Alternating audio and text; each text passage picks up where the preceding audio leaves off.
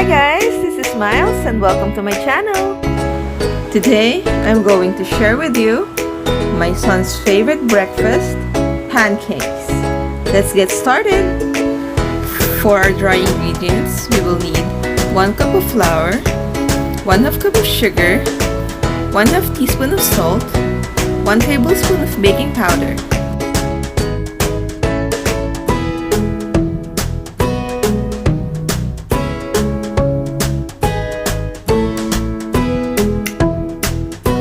Whisk in 1 whole egg. Let's slowly add in 3/4 cup of milk,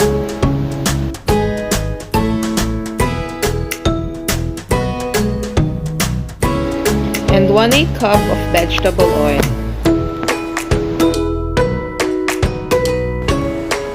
Divide butter in separate bowls and set aside. Mix 2 tablespoons of cocoa powder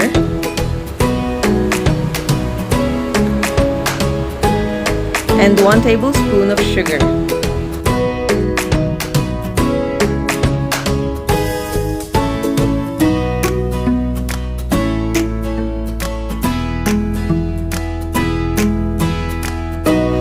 Then mix it with half of the butter that we set aside earlier.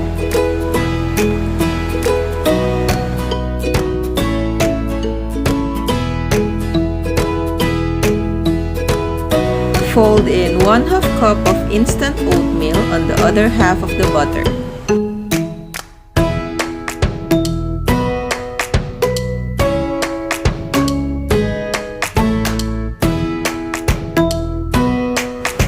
Pour our cocoa butter, but just on the side of the bowl.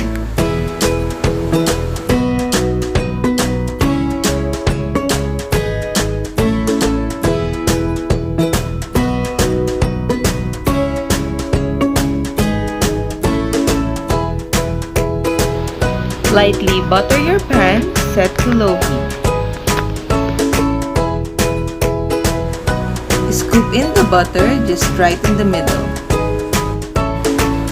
With this technique, you can create a marble design pancakes. This is a 12-inch pan and I will make 3 mini pancakes per batch. You can make 11 mini pancakes with this recipe.